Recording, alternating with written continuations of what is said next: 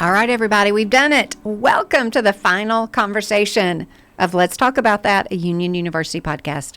My name is Fran. It's been so fun co-hosting this show this year with my buddy Ted Cluck. This final conversation, we sit down with our president, Dr. Dub Oliver. You know what? I don't know. Maybe you've never thought about the president of the university that you are looking at as a family for your own child. Or maybe you're a student here. Maybe you're alumni and you know Dr. Dub. But you know what? It is always worth a listen because the things that he has to say matter.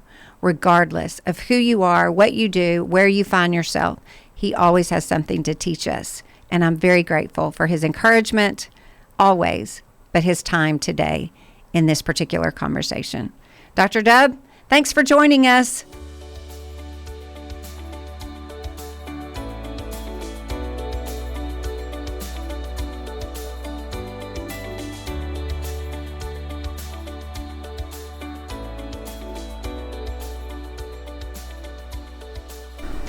All right, everybody, welcome back. Ted, nice to have you back in the studio. Fran, always a pleasure, my friend. Good to be here. Here we are, everybody. We're so glad that you're listening. And guess what? Guess who's with us today? Our president, Dr. Dub Oliver. Hello. Yay. Good to see you, Fran. Yay. Good to see you, Ted. Indeed. Here we are. Here we are. Okay, I think it's fun. I probably said early on, like, I don't know, the president could be boring. Nobody wants to hear from the president. Oh, wow. But It's tough to hear, bud. Yeah, exactly. But you know what? But for people that don't know you, like, I don't, sure. like students, they're excited. The president's exciting too. I love when you're here to, and this is the last episode of the first season, and you were the first. Well, you weren't the first episode. That's not true. I was near the first. You were near the beginning, but it's not. It's a nice. We'll call them bookends, even though we're not really bookending. But we are ending this season, and it's fun to hear from you, and we can reflect on and consider and laugh at and talk about things. You know that you make this point about presidents being boring. Yeah, let's lean into that a little bit. It was funny when I became a college president. You know, I have an opportunity to preach some, which is a great blessing, great privilege. And I noticed that like the thing that people would say most frequently is when I heard the president was going to be here, I thought, oh, this is going to be terrible, but you were actually pretty good. Oh, nice. Dude, but it set that bar nice and low. Yeah. Exactly. There you go. You got to like that. Exceeding expectations. Yeah. Actually, I have a question for both of you. Oh no! When you guys were in college, did you have like an awareness of who your college president was, and did it like move the needle for you at all? 100% no. I 100% no. Did not care. Really? Wasn't remotely. Interesting. No, I went to states. I went to a big state school. That's right. So yeah, I that's had right. no clue or care in the world about who the president was. Now I feel a little differently about it. Now I'm like, the president of the university matters. For sure. Were you aware of it? Well, you're probably not going to be surprised that I was Yeah. aware of it. It's a bit of It's a little weird. Yeah, no. But here, let me explain. Mm-hmm. So when the president of my university had a heart attack the day of my new student orientation. Oh, wow. So we were all praying for him Yeah. fervently because it was very serious. And so I felt like, sort of we were bonded through Yeah. that sort of difficult experience. And then, of course, I'm glad I did because Yeah. I'm hoping now somebody will pray for me too, For sure.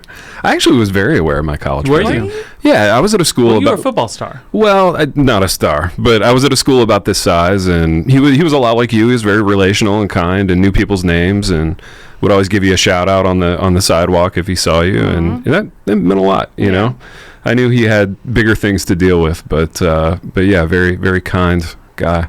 Yeah, I love that. Okay, Mr. President.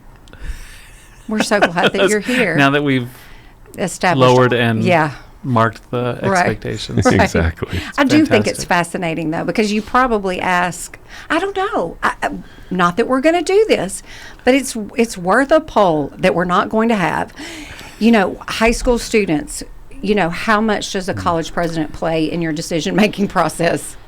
Probably very, very, very small. Very small. Mom and dad, how much, does the president play a part in your college decision-making process? Probably a whole lot more than, Probably a whole lot more. Yeah. Okay. Okay, let's jump into a variety of topics. Okay. Ted and I say all the time, clearly, we are a huge fan of Union, a huge fan of Christian higher ed. And I think in today's world, it's always worth asking, discussing, is this worth it? Is this worth it? Is this investment worth it? And why Union? I mean, I'm sure we talked about this when you were on here before, but now here we are, however many months later, we should always be asking that question. Sure. And so, for people that are just, trying to make decisions, but also there's a lot of voices coming into students and families' ears about, college, the value of the degree doesn't have what it had, back maybe when we were in school. Is it worth it? Does it matter? How do you summarize such a big question in regards to Christian higher ed, but specifically Union? Why in the world Union? Yeah, I think it's an important question. It's one that literally people are asking all the time, and there are the just the economic things. So if you look at the economic statistics, people who have earned a college degree, their incomes over a lifetime are significantly higher than those who don't have a college degree. So in that way, people sort of make an economic argument it's worth it. People who think about these things like from a public and private, then you can say things like, even things that we talk to families about.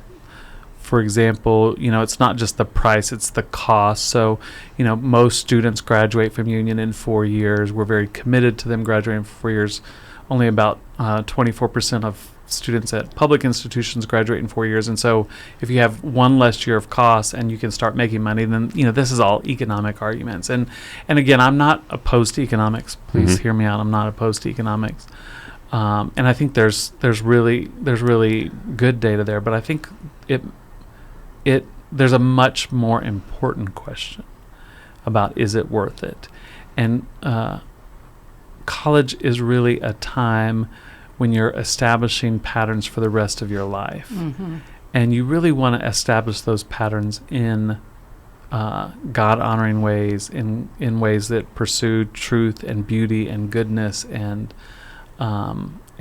Union offers that. It's an education that is established on the Word of God and lived out in a community that seeks to be faithful to the Word of God.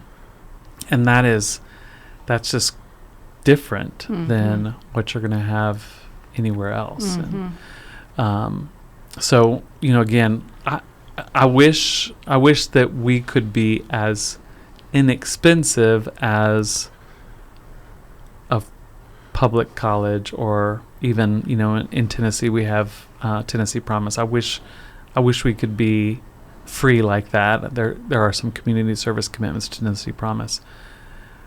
At the same time, I also think it's important to choose a college that you're willing to invest in. You're investing time.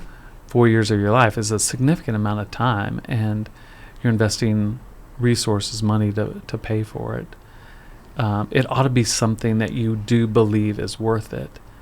And ultimately, I think the mistake that people make is they make an economic decision as opposed to a spiritual decision. And I think that's where we have to reorient ourselves. And I want families to be thinking about, hey, what is this decision mean for the formation of my son's soul? You have 2 sons. Yeah. You have 3 sons.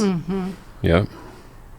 Yeah, very important that they're, learning from people who love the Lord. It's a huge priority. And I think, too, just the learning to learn piece. I think about my wife of 27 years, and, we were in college at the same place, kind of roughly at the same time, and just the points of connection on stuff that we learned and stuff that we still bring up to this day and connect over. I think there's great joy in that, and I think there's great comfort in just learning to think about the world in a Christian environment. The world's not getting any easier to think about. So, having some older mentors in the classroom to help, guide you through some of those conversations and thought processes. I think it's hard to put a price tag on that, and it's about more than money. Right. And I think about even the conversations that we've had on Let's Talk About That, for the listeners who've been with us through this season and hearing all of those stories, you see sort of how important that has been to these students. Some who've walked through some really, really difficult seasons, but to have a Ted Kluck as a professor who's calling them to excellence in journalism, in writing, but also excellence in life, and who's loving his wife in front of them and loving his sons in front of them. And I think about, this, Fran, you and I were in a group of 18 students last week, and just the emotion and the thanksgiving that was expressed for you and the influence that you've had on these students' lives. And again, I don't want to be glib about it and say you can't put a price on that. But I think about what that is for our students, and I think about what I want for students who are going to college, particularly students who really want to love the Lord with all their heart, soul, mind, and strength. If that's not a big deal to you, then union, why would you pay for union? Right. Beautiful buildings, but if that's not of interest to you, then I would say I'm not sure that you'd want to do that. But if that's your desire, goodness, totally worth it. For sure. Well, and I love it's nice. I mean, we work here. We have a little inside sneak peek of what's really happening every single day. And I think that it's easy to just envision, oh, my child is sitting in a classroom and they're being taught by a godly man or woman about that particular subject or their major. And yes, that's happening. But when you have the privilege of seeing real transformation take place, and that the Lord allows you to be a part of that, like, we really care. Like, you're not just sitting behind a desk, making administrative decisions. Ted's not just teaching for the sake of teaching in a subject area that he loves and is passionate about. Like, we care deeply about who these students are becoming. And even if the student can't really appreciate and understand what's happening just because of their age, right, I know without a doubt it may take a year, it may take 6 months, it may take 16 years. They will step away from this place and have such respect and appreciation for how people deeply invested in them and were a part of that shaping process. And I think, man, you can't see it now, but just being older and getting to see what we see, you think, God, this is such a gift. It is such an absolute gift you've been given. Well, and it's a chance to model the gospel, because we don't always do it perfectly. Right. There are at least once a semester I have to apologize to someone and ask for grace, and I get many opportunities to extend grace, and that's the gospel at work, and for some of them, maybe it's the first time they've experienced something like that. That's So right. Those are rich moments, and the kind of moments that we want to keep having, and we want to keep being in community in that way, and remain honest and true to what we say we are, and I think for those of us who are in the classroom, there's a fidelity to that you want to stay snug to and remind yourself of from time to time, because it can, you get into March and April, and some days it does just feel like you're doing a job, but every time my wife and I have ever prayed, Lord, give me opportunities to make much of you today at work, He's faithful. He will do it. And it's remarkable. Yeah, it's so fun. It's such a gift. It's such a blessing. Okay, we do have a brand new building on this campus, and know what? I I don't know. I get so excited because I happen to come in at that entrance every single day, and it's so fun to see. Oh my gosh, we have windows. Oh my gosh, It is cool. It's so cool, and like I pray for them every day as I come in, and I just think. I want us to ask them, are you having fun up there? Because I'm having the most fun watching you construct something. Probably don't ask them that, I actually. won't. Yeah. I won't. But I just hope they know that there are those of us down here just, on the ground doing the thing. So very grateful for them. So talk to us about this new building. I think it's exciting. I think it's so fun and exciting to consider the lives that will be able to be transformed in that space, that you just kind of think, oh yeah, no, people are going to be truly transformed through that space. Tell us whatever it is you want to tell us about this building and anything else that you want to share. Yeah, sure. I want to mention, because I appreciate your saying about praying for them, because we've got a bunch of people who do. I know Ted does as well, but we're hosting the workers once a quarter. We provide a meal for them and pray for them, trying to love them. And again, I think this will sound a little pat ourselves on the back, and I'm not trying to do that, but just trying to more illustrate for our listeners how we're trying to go about this. About a couple of months ago, we were in one of the owners' meetings. So it's a construction company, and the architects and union reps. And the guy from the construction company just turned to look at me, and he said, I just have to tell you, you're just so different than any other client we've ever worked with. And, me, I was just thought, praise the Lord, because that's what we want to be. We want to be people who are excited and happy and joyful about the project, also praying for them and trying to encourage them and saying,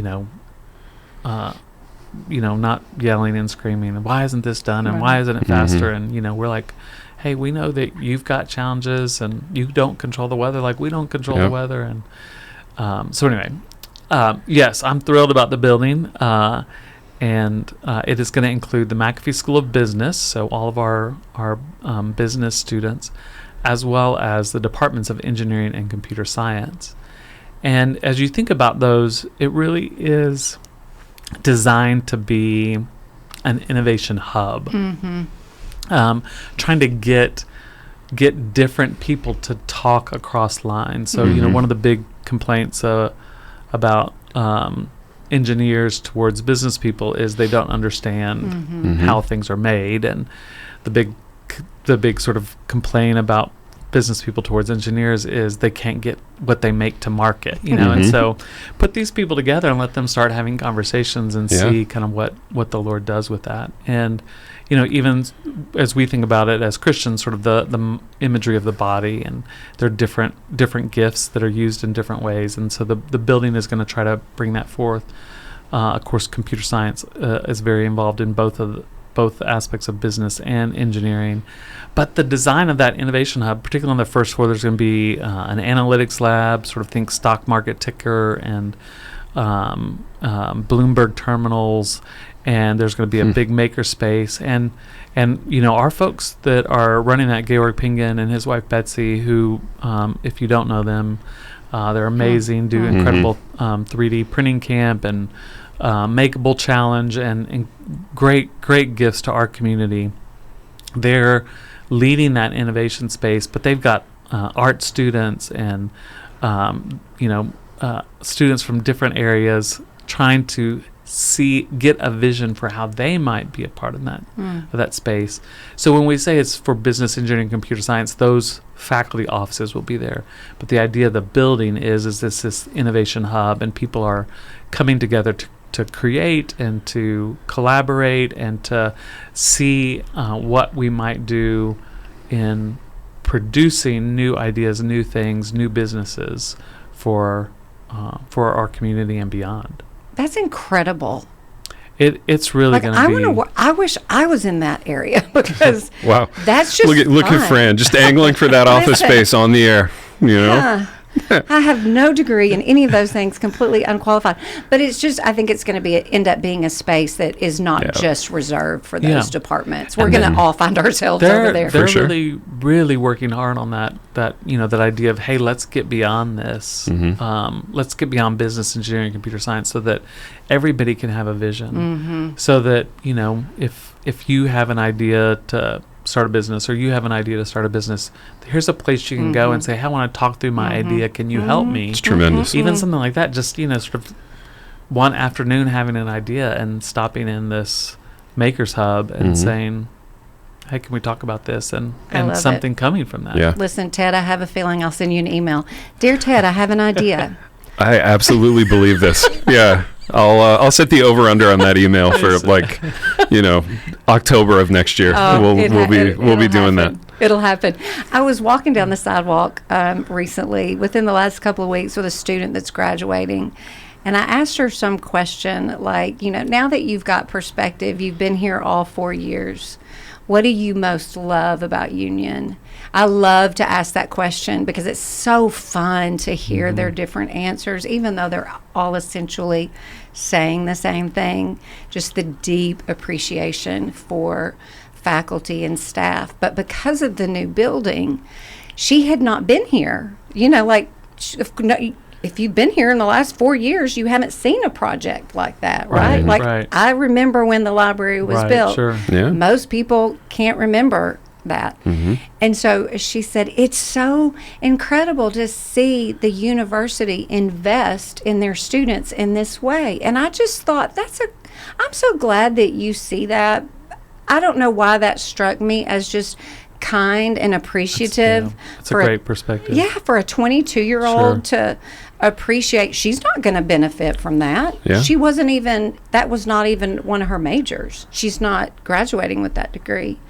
But I thought, oh, that's right. You haven't seen a new building, and you can already appreciate how the lives will be changed and transformed down in that space. So, yay. Yay, Union. That's exciting. Yeah, we're planning to dedicate it. I think our tentative date is March 14th, 2025. So Yeah, listen, we have a little less than a around year the to corner. go. I think when this airs, it'll be less than 11 months. So. That's fast. You got a little more time to chew on those business ideas, Frank. I've got a steady list. Listen, in my you phone. make us rich, okay? Listen. I'll get on that rocket ship. I've always got an idea. I know you just do. don't know if it's ever a good one. I know. Or like, what if you had an idea to make a movie and Right. Oh, Yeah. club. We got a few of those. Club. A few of those we're kicking the tires on. So, Hey, yeah. I love it. You never know. write never a know. book? Write a There we book, go. make a movie. You There we never go. know. Or oversee a book or oversee a movie. Oh yeah, Yeah. lots of possibilities. Lots of of possibilities.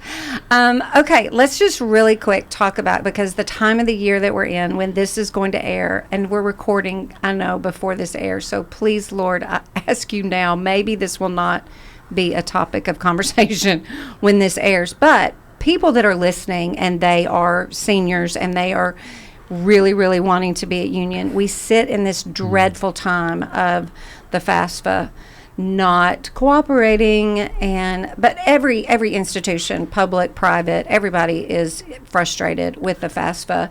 Is there any kind of hope that you have to give us, or should we just all go, you know what, Mr. FAFSA, we don't like you and we're over it, and fix it now?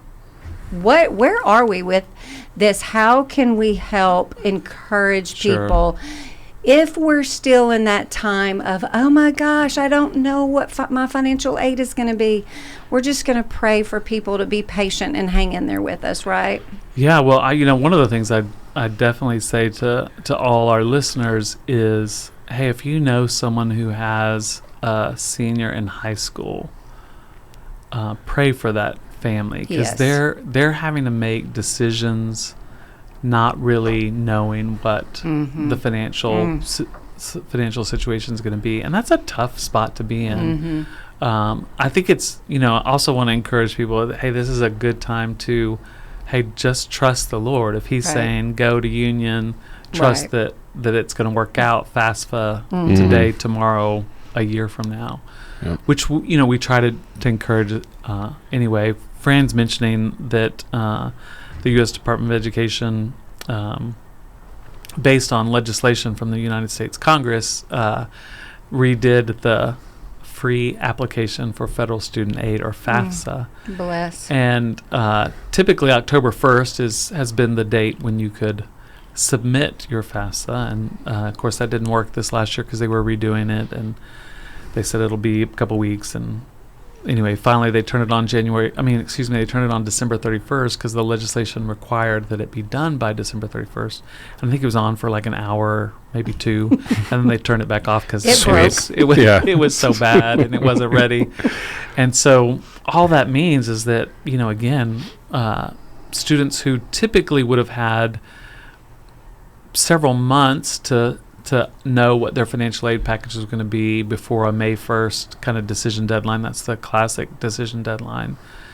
Don't have that information. And so, again, say a kind word to, there's, we can sort of, I can at least ball my fist up and be like, why is the U.S. Department of Education so handling this so poorly? But that doesn't actually help anybody who's in the system. So, but just, again, for those who are in it, I just want to encourage you to take this as an opportunity to say, hey, Lord, we're going to trust you, that, this is going to work out because you're good and you love us. And, but we're still in the midst of all that. There's, continuing updates about every 4 or 5 days. The U.S. Department of Education, the Secretary of Education, sends another dear colleague letter, telling us it's soon, very soon, it'll all be fixed. I always hear in my head Ross from Friends say, "It's fine, everything's fine," and you're like, "Is it? No." It will be fine. It's all going to be fine. I will say from the faculty side, 9 years now in the books at Union, like year after year, if a kid wants to be here, and I tell them, if you really, really want to be here, we will work with you and do our level best to make it happen. And usually we're able to do that, by God's grace. Yes.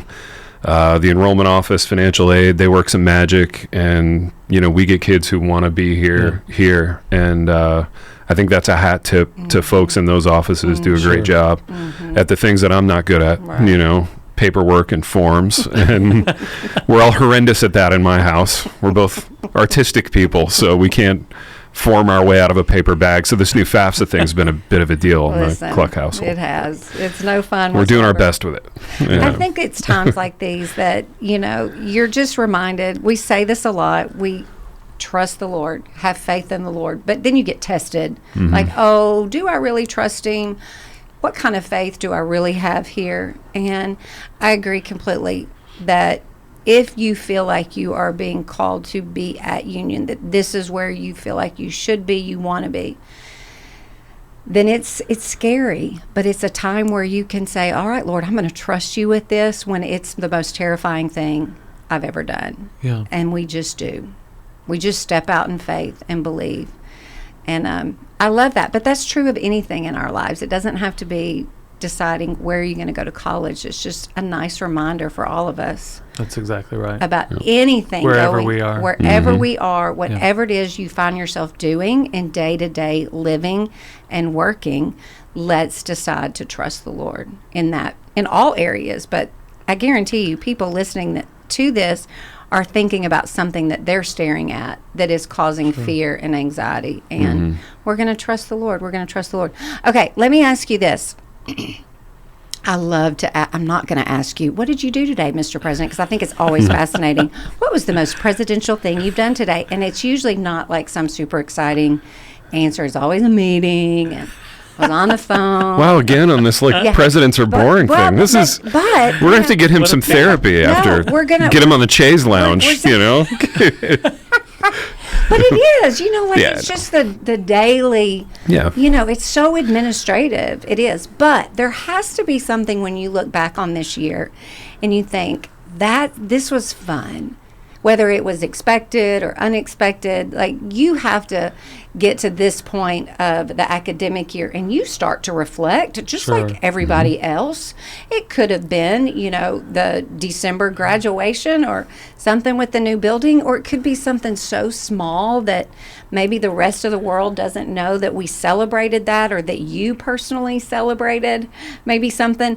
What was it when you look back on this year and go, that was really cool, that was exciting? There- Presidential life can be exciting, Ted. That's what I'm That's setting what him they up tell for. me.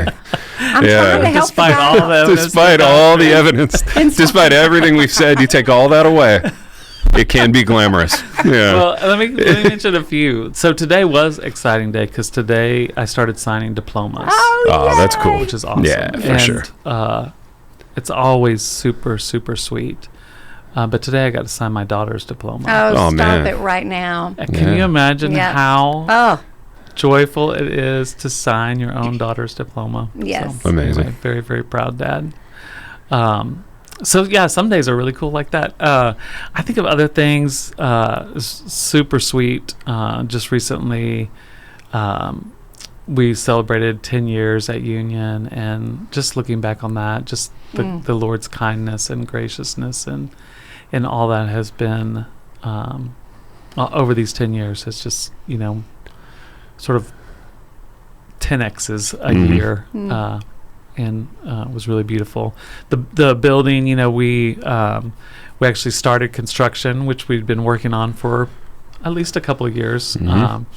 Y'all may remember that we originally were to have the announcement of the lead gift the day COVID closed us all down, Mm. and so the gift got delayed a year. And so anyway, it's been a Yep. minute.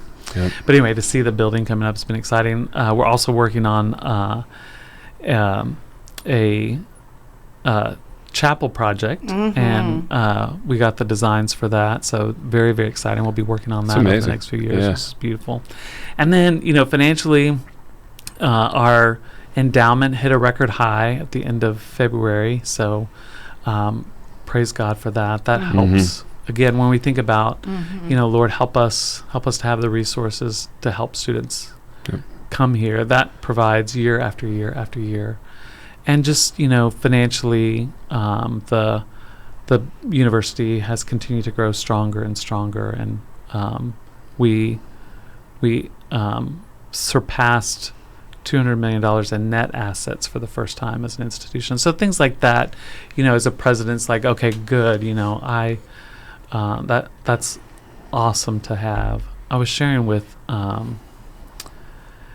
at Accepted Student Day last week, and I showed a picture of my grandkids because they're super cute, and they're class of 2041 and 2043, and the one Love it. that's soon to be born 2046. And I shared with them that in the scripture it says, "A good man leaves an inheritance to his children's children," and I said the inheritance I want to leave to my children's children is a faithful Christ-centered university where they can come and have a transformative educational experience. And so all of these things sort of relate to that idea of, hey, let me do my part to steward well what the Lord has entrusted to me, and you're doing that in your role, and you're doing that in your role, and as each of us does that, my role is a little bit different than yours, and just want us to all be on mission together for that. Presidenting can be fun. Oh, even fantastic. For sure. Okay, one of my favorites. But I've got to get to a meeting, so Yeah, Yeah. So wrap it up, yeah, Fran. we gotta go. Come on. We're gonna wrap it up. We are gonna wrap it up. Okay, I was thinking of two things, and I'm choosing this one to conclude because I've heard you speak of this verse more than once, and I'm always mindful of people that listen to this. They're coming from a lot of different places, and why they listen, I think, is just interesting in and of itself. And so sometimes it's important to me to not just talk about Union. Let's talk about maybe some broader things that relates to anybody. And so I've heard you talk about Psalm 78, 72. it's it's become one of my favorite verses. So for anybody listening, and you can quote the verse, I can read the verse, whatever. Sometimes if somebody said something about John 3:16, I'd be like, wait, what? Hang on a minute. I know John 3. Wait, what? But for people listening that are just considering how they live their life or how they lead anything, how they are just going about their regular, everyday old life. I believe deeply that everybody has impact on everybody's life, because that's just humanity, and it's either good or bad. And we always hope, with deep thoughtfulness and consideration and humility and conviction and courage and obedience, that we are living a life that is making tremendous impact, bearing fruit for somebody, that it's not just all wasted and for naught. And so this verse for you means a lot to you. I don't know if it's a verse that just is this year, I've just heard you speak of it, or if it's as you lead, as just a human, as president, as a husband, a father. Tell us about this verse and just how we can walk away from this season, this academic year, as we consider who we are and who we're becoming. What does Psalm 78:72 say? What does it mean to you personally? Well, it says, and he shepherded them with integrity of heart, with skillful hands he led them. And King David is the one the psalmist is referring to there. And David shepherded them with integrity of heart, with skillful hands he led them. And I always encourage students to begin with the end in mind. To think about, hey, what do you want your life to count for? What do you want your work to count for? What are you pursuing? And the reality is, leadership is easier to visualize than it is to actualize. And so for me, this is what I am trying to actualize in my own leadership. And that ultimately would be that at the end, as well as throughout the whole process, that people could say he loved us well and he led us well. And that's what, even the verb shepherded with integrity of heart, that means that there is this love. It's a genuine love. It's a in the New Testament we'd say it's agape love. In the Old Testament we might say it's like hesed. It's this never-ending love of God. This pursuit, this care, this desire for, and that's the way I want to lead. That's the way I seek to lead. And then with skillful hands he led them. That there are challenges as David shepherded. There were big challenges like bears and lions, and there were other challenges like, hey, it's raining, and a little one has wandered off, or an older one has wandered off. And so those, as leaders, we've got challenges. And even as I say that, you all can think through some of the ones we've walked through this year. But I want to do that. I want to do that skillfully. I want to do it thoughtfully. I want to do it well. I don't want everybody to agree. That'd be nice, but it's once in a while that wouldn't hurt, would it? Hurt, yeah. But it's pretty clear from the scriptures as well that's very rare. But I want to lead in a way that people can say, again, he loved us well and he led us well. I love it. I just don't know that it gets any better than that. Good word. Good word. Thank you, sir. Thank you. Thank you for leading Great us. first season. Yeah. Well, hey, it's an idea, Ted. It was an idea. We got to start somewhere. Absolutely. Let's do it Enjoyed again it next year. Yeah, enjoyed it. And let me just say, I know when the idea first came about, I was like, that'd be great, and it's been even better than good. I hoped it would. So thanks for the investment. Well, Absolutely, it's Fran, Fran's doing. Yeah. Y'all are very kind. I appreciate you both. And listen, this is it, guys, and we'll see you back for another season. Who knows when? With who knows what guest. Exactly. August. We'll say August. Do we know when classes start?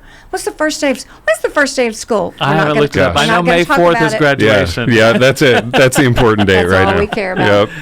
All right, everybody. Thanks so much for listening to another episode of Let's Talk About That. We'll see you next season. Have a great summer.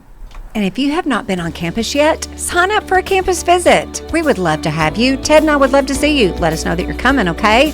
And if you're ready to fill out that application and do not want to pay the application fee, guess what? We've got a fee waiver code. Just simply type in the word TALK, all capital letters, TALK, and you do not have to pay the application fee. All right, you guys, we'll see you in August. Thanks for listening.